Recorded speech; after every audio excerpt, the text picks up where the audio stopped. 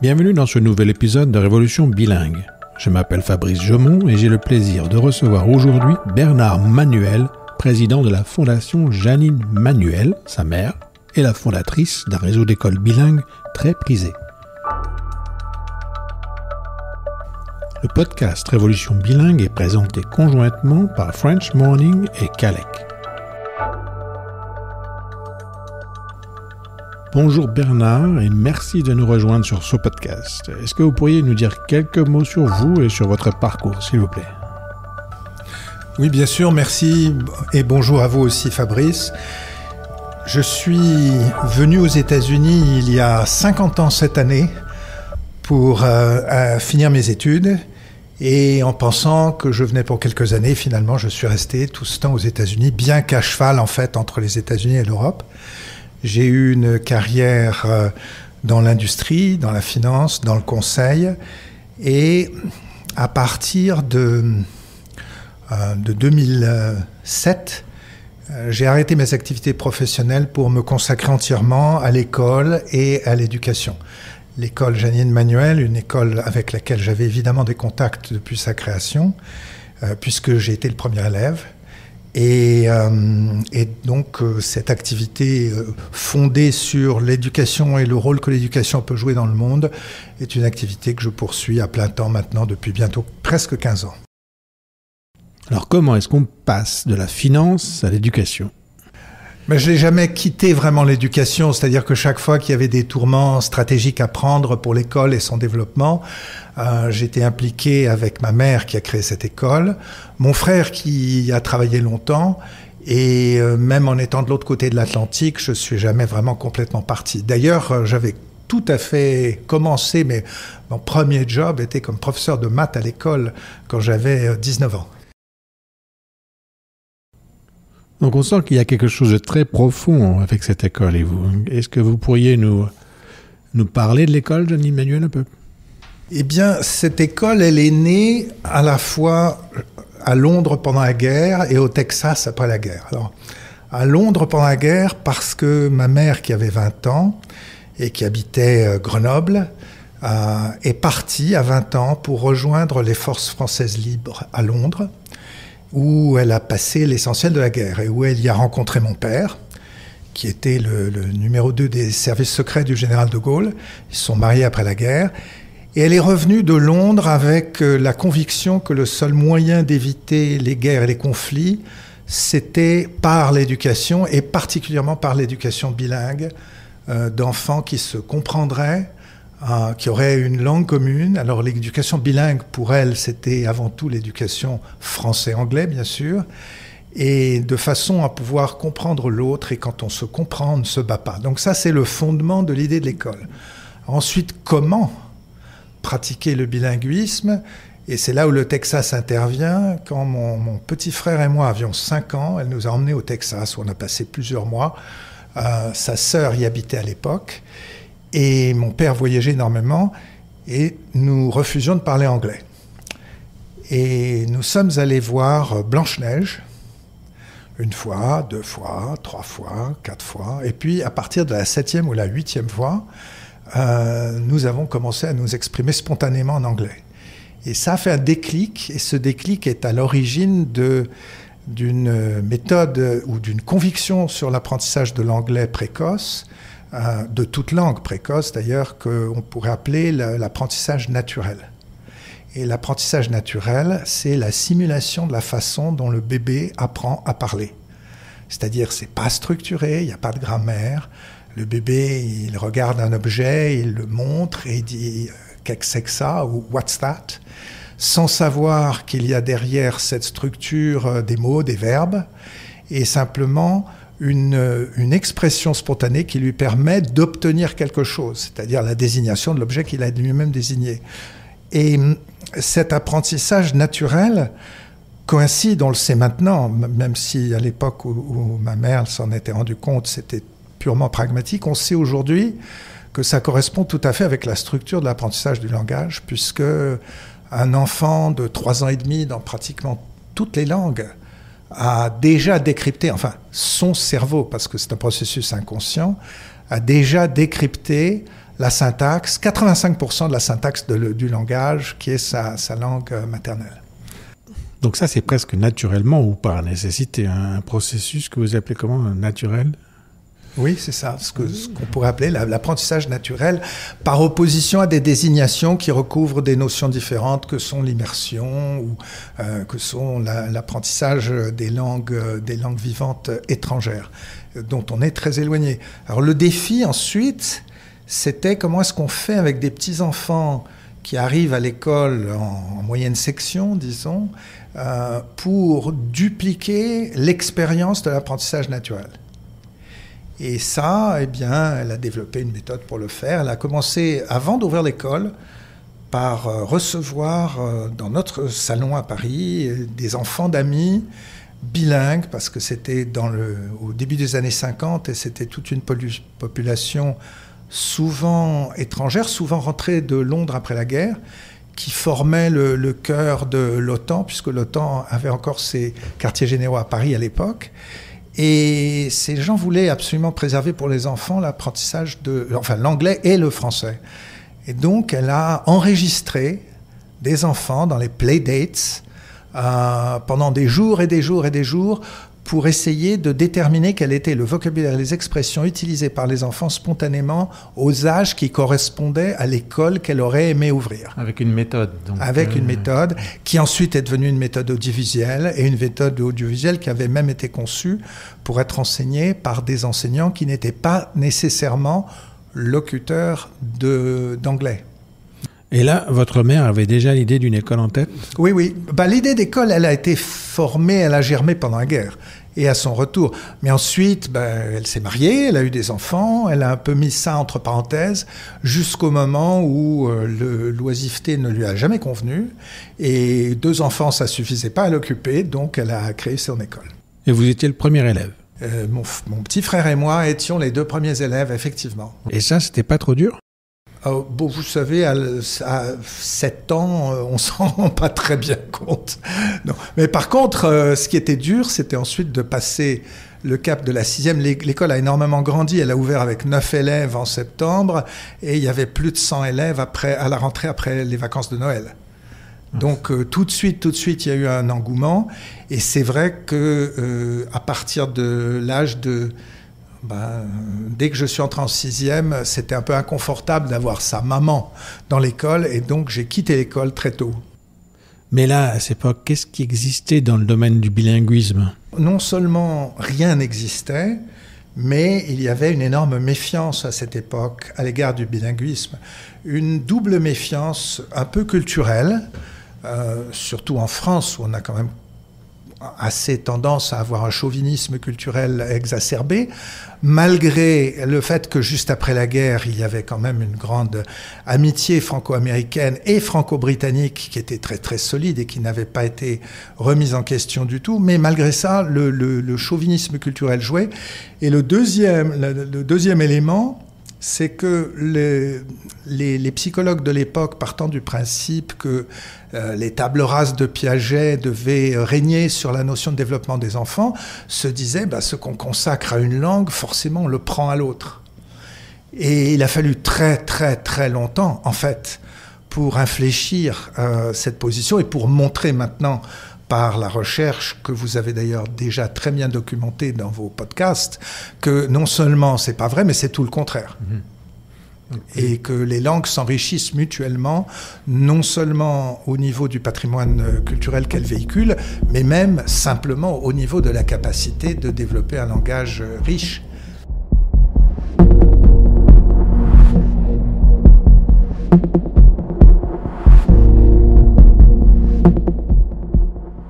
Et j'imagine que ça n'a pas été facile tous les jours de lancer un concept si innovant. Vous savez, les populations sont jamais très homogènes, donc à Paris, il y avait de tout. Il y avait des gens qui résistaient, très bien, qui étaient même très violemment contre, ils allaient ailleurs, personne ne les obligeait de venir à l'école. Et au contraire, il y avait des gens qui étaient passionnés par cette idée, souvent dans des milieux intellectuels favorisés, évidemment, et d'avant-garde, et surtout des milieux intellectuels ouverts sur le reste du monde, parce que l'aspect de l'ouverture sur le monde était dans l'esprit de maman le fondement de cette vision plutôt que simplement apprendre une langue. Et donc ces gens-là, eh bien, ils venaient à l'école. Puis ils voyaient très bien que leurs enfants, ça marchait parfaitement. Oui, c'est ça. C'est ce respect de l'autre, cette découverte de l'autre, cette compréhension mutuelle qui est mise en avant dans cette pédagogie. Tout à fait, tout à fait. C'est certain. Chaque langue porte en soi une représentation du monde et que la confrontation paisible et sereine de ces représentations enrichissent considérablement notre compréhension du paysage. Et il n'y a pas de doute que nos élèves, quand ils reviennent après des parcours qui sont pour l'essentiel internationaux, souvent nous font la remarque quand ils sont autour d'une table avec des gens de toutes les nationalités, l'avantage qu'ils ont par rapport aux autres, c'est non seulement ils comprennent ce que les gens disent, mais ils comprennent ce que les gens pensent et veulent dire. Et ça se pratique à travers un vrai bilinguisme très tôt et très abouti, et dont la définition que nous en avons est assez spéciale d'ailleurs, et ça se conforte aussi en grandissant avec des élèves de toutes les cultures et de toutes les nationalités, qui est l'autre versant de l'école Janine Manuel. C'est avant tout, la mission de l'école, ça n'est pas l'apprentissage des langues, la mission de l'école, c'est la compréhension internationale par l'enseignement bilingue d'une communauté d'élèves multiculturels. Alors, expliquez un peu plus cette notion d'intercompréhension. Eh bien, quand on vit, quand on grandit, quand on se développe avec des enfants de toutes les nationalités, on apprend à ne pas avoir peur de l'autre, on découvre des vecteurs de comportement profond. Vous connaissez l'image de l'iceberg, nous l'avons tous vu, où en surface, à la surface, on voit la couleur des costumes, la couleur de la peau, et les festivals qui sont encouragés dans chaque pays. Et puis plus on creuse, et plus on s'aperçoit qu'au fond, les différences sont fondées sur des différences de valeurs, de perception, qui sont ancrées culturellement. Donc ce bilinguisme donne un véhicule commun qui permet de décrypter ces langages profonds, ces codes de comportement. Et je ne sais pas si vous avez remarqué dans votre vie, mais je crois qu'on l'a tous remarqué, même quand on arrive dans un pays, dans un milieu, dans un domaine qu'on ne connaît pas, et où on a souvent, parce que tout le monde a des biais, des préjugés, c'est parfaitement naturel, et plus on les connaît, et plus ces préjugés, ces biais disparaissent et s'estompent. Et je pense que le bilinguisme, comme nous le comprenons dans un milieu international, permet de se prémunir incroyablement, efficacement contre ce type de préjugés. C'est une arme contre l'ignorance, une arme contre l'incompréhension. Il faudrait finalement que ce soit répandu à grande échelle, partout en France. Tout à fait. Il y a une anecdote amusante dont je me souviens il y a quelques années. Il y a une mission du ministère de la Défense délégués à l'école, et puis il y a 2 jeunes polytechniciens énarques extrêmement brillants, tout jeunes, qui sont venus demander à notre directrice générale, qui est un peu la fille spirituelle de Janine Manuel et qui est Elisabeth Zéboulon, que vous avez rencontrée d'ailleurs. Ils sont venus voir Elisabeth Zéboulon, qui est la directrice générale et fille spirituelle de Janine Manuel, missionnée par le ministère de la Défense pour lui poser la question de savoir quel est le fondement de l'impact dans le monde de ces élèves bilingues que nous formons, et en particulier pourquoi contribuons-nous à l'exode des cerveaux français. Alors elle lui a dit, écoutez, d'abord, on ne contribue pas à l'exode des cerveaux français. Nous sommes très neutres en termes de l'endroit où les enfants poursuivront leurs études supérieures. Très souvent, ils les commencent à l'étranger, c'est vrai. Très souvent, ils les terminent en rentrant en France. Et l'important, c'est que cette ouverture contribue au rayonnement de la langue, de la culture française dans le monde entier. Et il disait, oui, mais enfin, quand même... vous vous rendez compte, si on a des gens brillants qui sortent de chez vous et qu'on essaye de vendre des rafales et qu'on les retrouve en face de nous travaillant pour un concurrent étranger, c'est pas bon du tout. Et elle lui a répondu, mais monsieur, si nous avons vraiment réussi, il n'y aura pas besoin de vendre des Rafales. Il n'y aura plus de problème.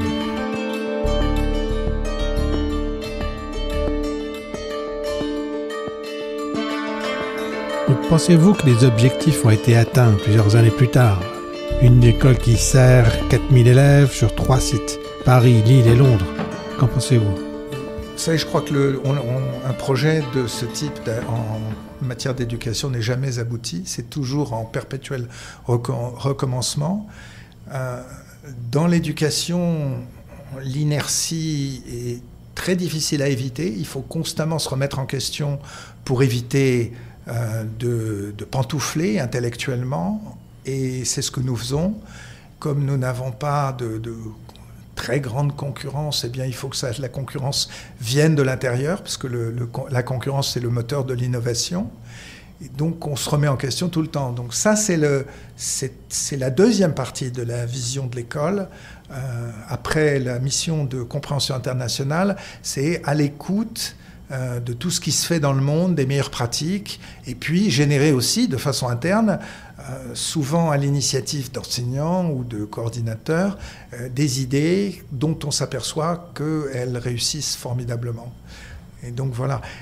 Et en plus, le rayonnement de l'école maintenant nous permet aussi d'intervenir un peu partout dans le monde pour la promotion du bilinguisme, le développement des sections américaines, sections internationales américaines qui s'inscrivent dans le contexte de l'éducation nationale, puisque ça fait partie des programmes français, une toute petite partie, mais une partie importante, amenée à se développer, dont le président de la République a d'ailleurs voulu qu'on double le nombre de sections en quelques années, de même qu'il souhaite aussi qu'on double le nombre d'élèves dans le réseau de l'enseignement français à l'étranger en quelques années. Et ces objectifs-là, pour nous, ils ne sont réalisables que en promouvant le bilinguisme franco-anglais. Alors, avec évidemment la langue du pays d'accueil, si ça n'est pas l'anglais en plus, mais les parents aujourd'hui ont très bien compris l'aspect utilitaire, indispensable de l'anglais. Autrefois, c'était un atout de parler anglais. Aujourd'hui, c'est un gros handicap que de ne pas le parler bien. Et quand je dis parler anglais, je ne veux pas dire du globish, je veux dire une vraie compétence en anglais et de la culture que cette langue véhicule, des cultures que cette langue véhicule. Et donc, si vous voulez, pour nous, nous connaissons l'érosion dans certaines zones du monde des effectifs d'inscription dans les petites classes due à l'engouement pour le système anglo-saxon. Et donc, non seulement pour y résister, mais pour développer le réseau et suivre en ça les objectifs nationaux que nous avons de puissance éducative, eh bien, il faut, à notre avis, mettre en place partout, un enseignement précoce et affirmé de l'anglais à côté des programmes français. C'est le métissage culturel qui permettra que la culture et la langue française continuent de rayonner. Les langues sont finalement vues d'égal à égal dans ce schéma. Alors presque, le système éducatif français a un avantage qui est considérable, c'est la cohérence et la rigueur de l'articulation des programmes. Donc autour de cette moelle épinière, si vous voulez, on peut donner à l'anglais une importance aussi grande, mais sans perdre de vue cette grande importance de la cohérence des programmes français. Et puis d'y ajouter évidemment ce que l'anglais véhicule aussi en matière de théorie de l'éducation, dans la bienveillance, dans la confiance, dans la créativité, l'autonomie des élèves, en même temps aussi le travail collaboratif. Tous ces éléments-là qui sont complémentaires d'un enseignement français, mais qui n'en sont pas partie intégrante. Encore qu'aujourd'hui, on commence à sérieusement le prôner même dans les préambules du bulletin officiel des programmes. Mais c'est quand même assez nouveau en France, alors que c'est très bien établi dans ce que le meilleur du système anglo-saxon peut apporter. Et je dis le meilleur parce que vous le savez bien, c'est pas toujours le meilleur, surtout aux États-Unis où il y a pas où c'est tellement hétérogène. On trouve des choses fabuleuses et puis il y a une médiocrité accablante aussi parfois dans le système américain. Mais pour atteindre cet idéal, enfin, c'est un peu un idéal qu'on a l'impression que vous touchez déjà du doigt, qu'est-ce que vous recherchez chez les enseignants? Alors pour nous, chaque enseignant doit apporter sa langue, sa culture, ses méthodes pédagogiques pour enrichir le paysage éducatif de l'école. C'est-à-dire que bien, nous avons un principe, c'est que tous nos enseignants sont locuteurs natifs, tous, que ce soit en anglais, en français, évidemment, mais aussi en italien, en allemand, en espagnol et en chinois.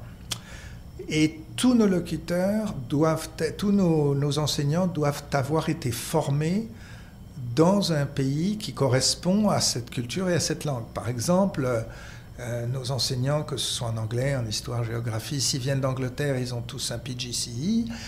S'ils viennent de Nouvelle-Zélande, ils ont la certification d'enseignement équivalente. Et nous leur demandons surtout de ne pas mettre cette formation d'enseignants qu'ils ont, de ne pas l'accrocher à la porte, sur le porte-manteau en entrant dans la salle de classe. Nous voulons que ces méthodes, cette position qui reflète aussi une position vis-à-vis du monde et des apprentissages, elle soit reflétée dans la salle de classe. Parce que le passage d'un enseignant qui vient de Chine à un enseignant qui vient de Californie à la période d'enseignement suivante pour un enfant, c'est incroyablement enrichissant en termes d'adaptabilité, en termes de décryptage des codes sous-jacents culturels que les enseignants, involontairement d'ailleurs, apportent en classe, parce qu'on ne demande pas du tout d'expliciter ces codes. Les enfants grandissent ensemble en les reconnaissant, en se les appropriant et en étant capables de passer de l'un à l'autre d'une façon inimaginable. Et ce passage de l'un à l'autre, eh bien, ça contribue à la flexibilité intellectuelle qui les caractérise. C'est cette diversité qui est une richesse d'apprentissage. Oui. Absolument. Donc, nous ne demandons jamais à un enseignant qui va enseigner la littérature américaine ou l'histoire-géographie en anglais, nous ne lui demandons jamais de parler français. Ça ne veut pas dire que s'ils s'installent pour longtemps en France et n'apprennent pas le français, bien sûr, mais ce n'est pas du tout un prérequis sur un CV et ça n'est pas nécessaire. Justement, la confrontation des idées, ce dialogue, cette tension qui va exister entre des enseignants qui sont formés, par exemple, par l'Éducation nationale et, je ne sais pas moi, par UCL à Londres, cette tension, elle est incroyablement fertile. Et nous encourageons le dialogue entre les enseignants. C'est aussi une des autres caractéristiques de notre école, c'est que les enseignants, il y a tout un tas de forums qui sont organisés pour qu'ils se parlent, pour qu'ils échangent, pour qu'ils voyagent ensemble, pour aller voir des pays tiers même, et constater comment on fait ici, comment on fait là, etc.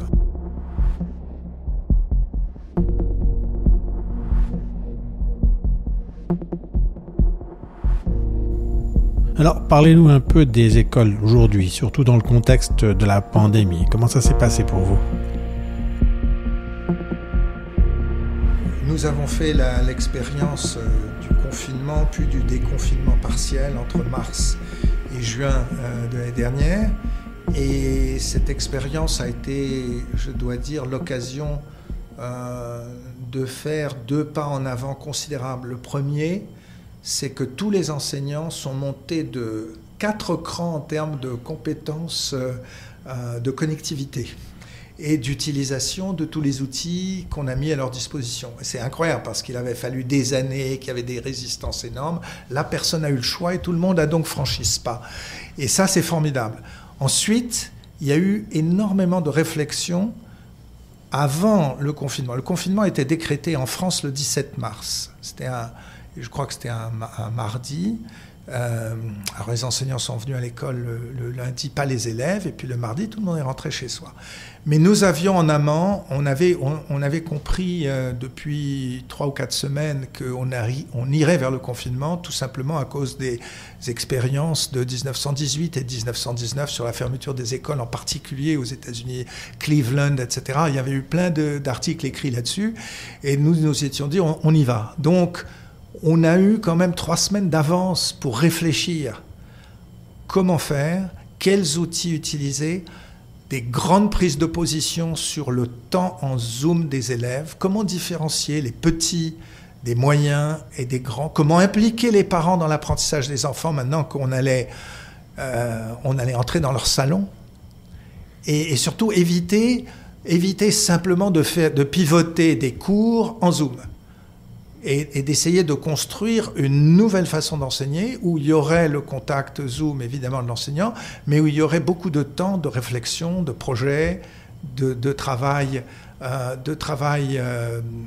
seul, en autonomie, ou bien au contraire avec des copains et des copines, mais pas en présence, mais à distance, que les enfants n'avaient aucun problème à maîtriser parce qu'ils les maîtrisaient déjà, bien mieux que leurs enseignants pour l'essentiel. Mais évidemment, surtout, comment motiver les parents pour qu'ils deviennent des éducateurs à nos côtés. C'était ça ce qui était compliqué. Alors après, à la rentrée, on a eu énormément de chance en France. Par rapport aux États-Unis, on a eu une chance folle, c'est que les écoles sont restées ouvertes complètement, avec 100% des élèves. Je touche du bois pour que ça continue. Et je vois le contraste. J'ai un fils qui est docteur à Los Angeles, qui est médecin, épidémiologiste. Et le 22 septembre, il m'a appelé en me disant « On sera fermé jusqu'au mois de mars à Los Angeles. Est-ce que je peux venir avec mon épouse et mes 3 enfants à l'école ?» Et ils sont arrivés 1 semaine plus tard. Il a pris une année sabbatique. Et donc, nous mesurons la chance incroyable que nous avons de ce volontarisme de garder les écoles ouvertes en France, ce qui a été pas tout à fait le cas à Londres. À Londres, ça a été vrai jusqu'à Noël, et puis à Noël, tout d'un coup, M. Johnson s'est réveillé et il a fermé l'Angleterre, à tout point de vue. Mais ces 2 mois nous ont permis de mettre en place tout ce que nous avions appris au mois d'avril, au mois de mai et au mois de juin dernier, avec des espaces d'apprentissage qui n'existaient pas du tout avant, et où on s'est quand même démarqué de toutes les écoles que nous connaissons en découpant les temps d'apprentissage en temps de contact Zoom avec le professeur, temps constructif de soutien et d'accompagnement personnalisé, temps de supervision des apprentissages des élèves seuls, pour éviter justement que les élèves ne passent leur temps devant des écrans. Et en même temps, sans renoncer à l'évaluation des progressions. Parce que l'un des autres éléments de l'école, c'est qu'on est tout le temps en évaluation. Alors en évaluation, ça... positive, hein, c'est ce qu'on appelle du formative assessment plutôt que de final assessment. Donc c'est toujours dans l'esprit de faire mieux, dans le growth mindset de Carol Dweck, professeur à Stanford que vous connaissez bien, et qui anime toute la réflexion pédagogique de l'école. Comment voyez-vous l'avenir pour l'école? Comment la voyez-vous grandir? Nous n'avons pas vraiment d'objectif de croissance pour l'école, dans la mesure où l'école, et qu'elle soit à Paris, à Lille ou à Londres, ce sont des associations à but non lucratif, donc on n'a pas du tout de motivation de croissance. Ce qu'on veut, c'est faire mieux et pas plus grand. Mais j'imagine que le Brexit a poussé un peu à agir, donc qu'est-ce que ça a impliqué pour vous? Eh bien, le Brexit, ça veut dire que les demandes d'admission pour l'école à Paris provenant d'Angleterre ont subi une augmentation critique, je vais dire. Nous avions jusqu'au vote de 2016 et donc jusqu'à la rentrée de septembre 2017 une 50aine d'élèves qui demandaient à venir d'Angleterre à Paris. Quelquefois c'était des Anglais qui venaient à Paris, quelquefois c'était des Français qui rentraient en France. C'est passé pour la rentrée 2018, c'est passé à 264. Je vous donne ces chiffres. Je les connais tout simplement parce qu'on est en dialogue avec le ministère de l'Éducation nationale qui nous demande d'ouvrir une autre école à Paris. Et c'est descendu l'année suivante parce que ça s'est stabilisé après ce qu'on pourrait appeler la première vague. Et nous sommes de nouveau maintenant en passe de dépasser la demande qu'il y a 2 ans, puisque maintenant que le Brexit est confirmé, eh bien, les gens font des plans définitifs. Et ils hésitaient jusqu'à maintenant en attendant de savoir la nature exacte des accords de départ de l'Angleterre. Donc oui, on va vraisemblablement dépasser les 250 demandes rien que de Londres. Et en tout, les demandes venant de l'étranger pour notre école, c'est à peu près 900 par an, avec seulement une centaine de places. Donc oui, la pression est très forte. Mais nous hésitons. D'abord, il y a des problèmes de locaux à trouver qui sont très difficiles en plein Paris.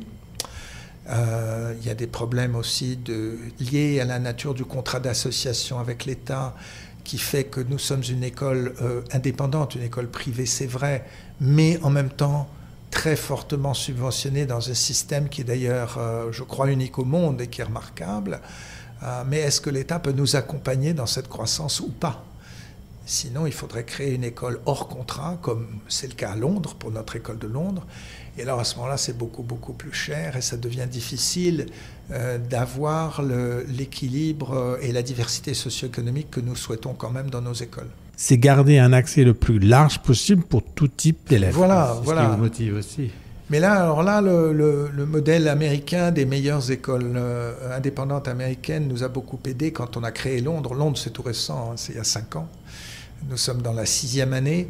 Mais dès le départ, nous avons conçu Londres avec des frais de scolarité qui reflétaient le fait qu'il n'y a aucune subvention, mais aussi avec un engagement d'accueillir avec des bourses 20% de nos élèves. Alors, on n'y est pas tout à fait, on n'est encore qu'à 12%.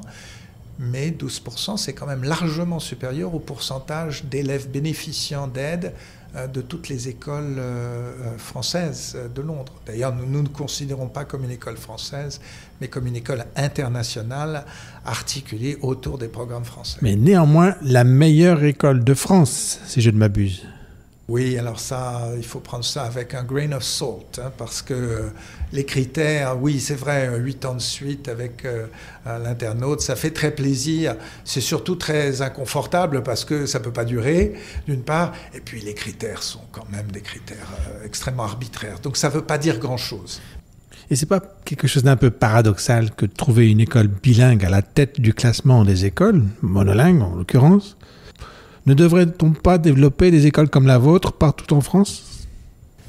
Je crois, Fabrice, que c'est très compliqué de mettre en place ces programmes bilingues tout du long, qui sont à la fois des programmes fondés sur un apprentissage naturel et précoce chez les tout-petits, qui petit à petit évoluent vers des ambitions de langue extrêmement structurées, avec des ambitions de maîtrise de l'oral et de l'écrit au niveau de langue maternelle dans les 2 langues, de partage et d'échange sur les patrimoines culturels véhiculés par les 2 langues. Ça demande une attention constante de tous les jours, une vigilance absolument incroyable et un engagement sans réserve. Donc c'est très difficile. C'est pour ça d'ailleurs que d'une part, on n'a jamais voulu faire de système de franchise ou de licence, parce que oui. C'est pas du McDonald's, c'est de la dentelle tous les jours, à tous les moments, pour chaque enfant.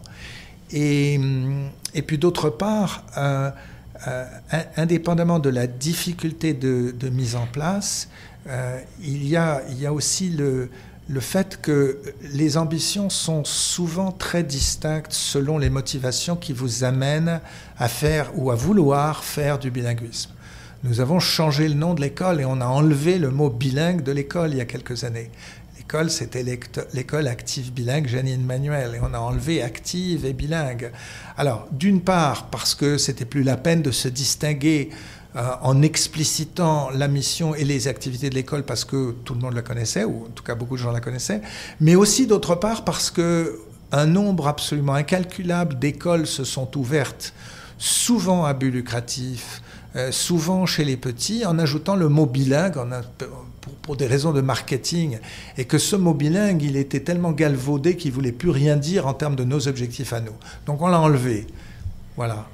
C'est malheureux que le terme bilingue, en tout cas aux États-Unis, est parfois connoté ou mal perçu. Oui, je crois que c'est très bien perçu maintenant en France, contrairement à ce qui se passait dans les années 50. La preuve, c'est le nombre d'écoles qui ont rajouté ce mot dans leur nom pour attirer des élèves, en tout cas dans le privé.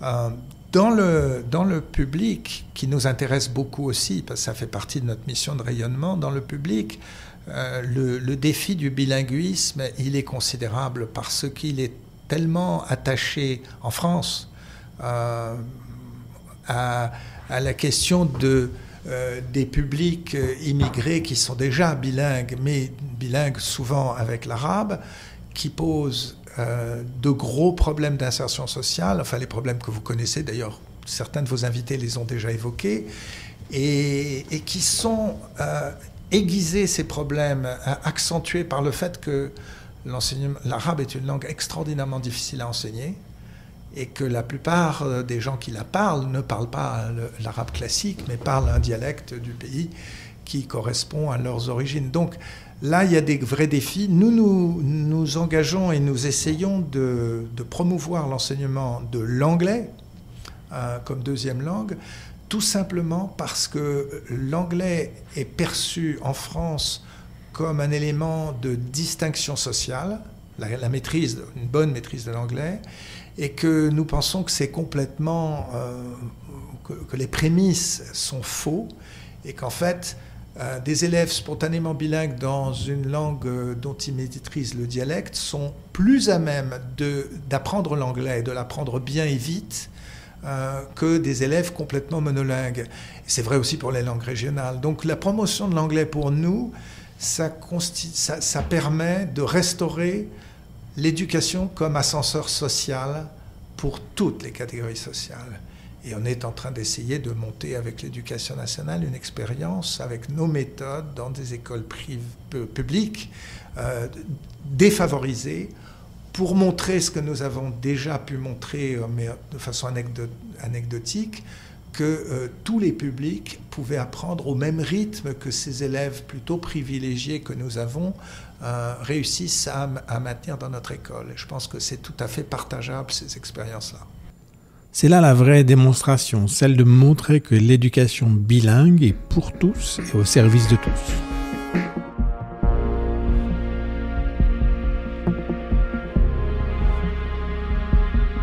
Il y a parmi vos anciens élèves quelques grands noms, des personnalités. Il y en a même un qui joue un rôle important au gouvernement des États-Unis, Anthony Blinken. Qu'est-ce que vous avez entretenu comme relation avec vos anciens? Et est-ce un réseau qui compte pour vous? Alors nous essayons d'animer ce réseau d'anciens, et je dois dire qu'on a fait de grands progrès depuis quelques années dans ce domaine, mais nous sommes au balbutiement de cet effort si on le compare avec les meilleures écoles privées américaines, par exemple, qui ont constitué ces réseaux et qui savent les animer depuis des années et des années. Cela dit, les liens sont souvent très forts, et puisque vous parlez de Tony Blinken, justement, les liens étaient avec lui très forts, puisque c'est lui qui a fait le discours de notre graduation au mois de juin dernier, alors qu'il n'avait pas encore été désigné, puisque les élections n'avaient pas eu lieu. Donc nos petits élèves ont la grande chance d'avoir eu Tony Blinken qui les encourageait pour leur parcours à venir. Et pas le seul d'ailleurs, parce qu'il y a un autre ancien élève de la même génération que Tony Blinken, qui s'appelle Robert Malley, à qui on vient de confier le portefeuille redoutable de reprendre les négociations avec l'Iran. Et donc voilà deux hommes qui ont passé chez nous pas le bac international et pas l'OIB qui n'existait pas à l'époque, puisqu'ils sont tous les deux sortis en 1980. Ils ont passé le bac français. Français, tout à fait, tout ce qu'il y a de plus français. Ils l'ont passé très brillamment tous les deux d'ailleurs, mais voilà. Et un peu plus tard dans leur carrière, Pendant la présidence de Clinton, eh bien, nous avions 4 élèves qui se sont retrouvés comme interns à la Maison-Blanche de Clinton, dont Tony Blinken et Robert Malley, mais aussi deux autres anciens. Donc c'est vrai que ça... Alors, tous nos élèves ne font pas des carrières aussi brillantes, hein, ça c'est sûr, ne réussissent pas de la même manière, mais on en trouve beaucoup un peu partout dans le monde. Comme quoi le bilinguisme peut nous emmener jusqu'aux plus hautes sphères du pouvoir. Le bilinguisme comme outil vers la compréhension du monde. Le bilinguisme en tant que tel, bien sûr, maîtriser l'anglais parfaitement dans le monde d'aujourd'hui, c'est extrêmement non seulement utile, mais indispensable, mais c'est davantage pour l'ouverture que ça apporte, parce que les exemples que vous venez de citer et d'amener de poser sur la table, ben, ce sont des gens qui sont incroyablement ouverts aussi. Est-ce que vous auriez un conseil à donner aux parents qui contemplent l'idée de l'éducation bilingue ou souhaitent juste maintenir le bilinguisme à la maison? Eh bien, d'abord, si ce sont des parents qui ont l'immense chance d'apporter à leur couple et à leurs enfants 2 cultures différentes, de cultiver ces cultures avec leurs enfants. C'est-à-dire si on a par exemple une culture française et une culture américaine, comme c'est souvent le cas ici aux États-Unis, eh bien de préserver cette identité et la distinction de cette identité comme élément constitutif de l'identité de leurs enfants. Donc ça c'est la première chose. Et la langue évidemment. Donc si on arrive à avoir la discipline de parler lorsqu'on est je sais pas moi, une maman américaine et un papa français, que la maman parle anglais et que le papa parle français, c'est fantastique parce qu'on fabrique des native bilinguals. Et après ça, on entretient quelque chose qui a déjà été formé et ça, c'est formidable. Et au-delà de la langue, évidemment, la culture qu'on apporte à ses enfants. Si on n'a pas ça, eh bien, mon conseil, c'est de rechercher des écoles qui sont bilingues. Et pour des gens francophones, et c'est probablement la plupart des gens qui nous écoutent, je suis évidemment, j'ai un très gros biais en faveur de l'anglais pour des raisons que j'ai évoquées à plusieurs reprises. Et vous avez été un artisan, vous personnellement, vous avez été un artisan absolument fabuleux de ce développement du Dual Language Program aux États-Unis, où il y a 170 écoles, 30 000 élèves qui bénéficient d'un apprentissage vraiment bilingue. Alors la suite, après le primaire, est un peu en construction, hein, nous le savons. Et il va falloir, à mon avis, réussir à définir des objectifs plus précis pour animer ces constructions. Parce que quand il faut toujours avoir un but dans la vie. Et le démarrage est exceptionnel. Je ne connais aucun pays du monde comparable en termes de réussite à ce que vous avez animé et ce que vous continuez d'animer ici aux États-Unis. C'est l'ambition aussi d'un autre volet de mes activités, d'essayer alors pas de copier, mais d'adapter ce que vous avez mis en place à d'autres pays qui sont susceptibles d'accueillir ce même genre de dispositif. Et rêve, c'est de faire un Dual Language Program dans le public en France. Amener la révolution bilingue un jour en France. Ah oui, bien sûr. Ça serait un rêve formidable et qui résoudrait, à mon avis, énormément de problèmes qui déchirent aujourd'hui notre société. Eh bien, merci Bernard Manuel pour ce témoignage et ces mots très touchants. Merci Fabrice. Bernard Manuel est porteur d'un réseau d'écoles remarquable et d'une vision pour le plurilinguisme et l'éducation qu'on devrait écouter attentivement. Son expérience du secteur de l'éducation bilingue depuis des décennies font de lui un des grands sages de la révolution bilingue. Merci à Emmanuel Saint-Martin de French Morning et à Zara Poonawala pour le montage. À très bientôt sur Révolution bilingue.